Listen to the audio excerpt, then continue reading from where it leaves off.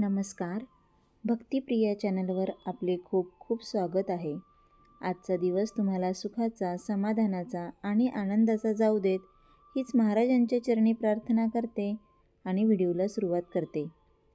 देवळात घंटा असते, तसेच आपल्या देवघरातही घंटी असते.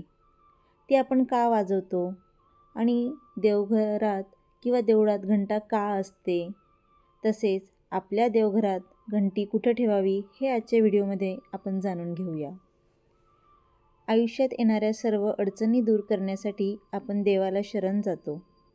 शास्त्रानुसार देवाची कृपा लवकर प्राप्त करण्यासाठी काही नियम सांगितले गेले आहेत. या नियमांचे पालन केले गेले तर देवी देवता लवकर प्रसन्न होतात आणि भक्तांच्या सर्व अडचणी दूर करतात. मंदिरात नेहमी घंटानाद होत असतो. सामान्यतः सर्व भक्त मंदिरात गेल्यानंतर घंटा अवश्य वाजवतात. घंटेच्या आवाजामुळे आपल्याला परमेश्वराची अनुभूती तर होतेच, त्याचबरोबर आपल्या शरीरासाठीही ते फायद्याचे आहे. घंटेच्या आवाजाच्या कंपनाचा आपल्या शरीरावर सकारात्मक प्रभाव पडतो. घंटेच्या आवाजामुळे आपल्या डोक्यातील वाईट विचार संपून जातात आणि आपले विचार शुद्ध बनतात. पुरातन काळापासून मंदिरात घंटा लावली जाते. असे मानण्यात येते की ज्या मंदिरात घंटेचा आवाज सतत येत राहतो ते जागृत देवस्थान असते.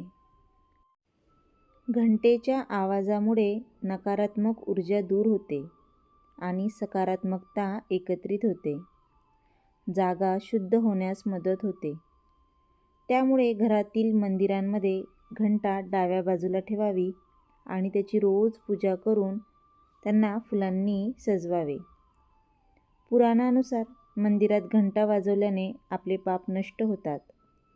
जेव्हा सृष्टीचा प्रारंभ झाला तेव्हा जो नाद आवाज झाला तोच स्वर घंटेच्या आवाजातून निघतो.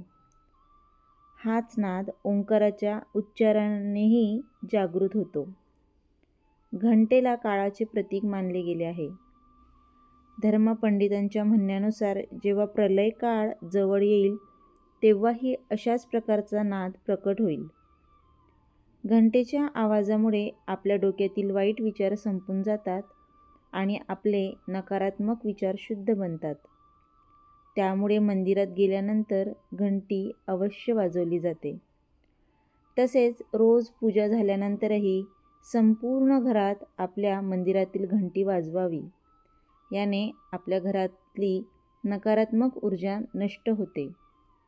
तर आजचा हा व्हिडिओ तुम्हाला कसा वाटला कमेंट करून नक्की सांगा. व्हिडिओला जास्तीत जास्त शेअर करा, लाईक करा आणि चॅनलला सबस्क्राईब करायला विसरू नका. पुन्हा भेटूयात अशाच एका नवीन व्हिडिओसोबत, नवीन माहितीसोबत.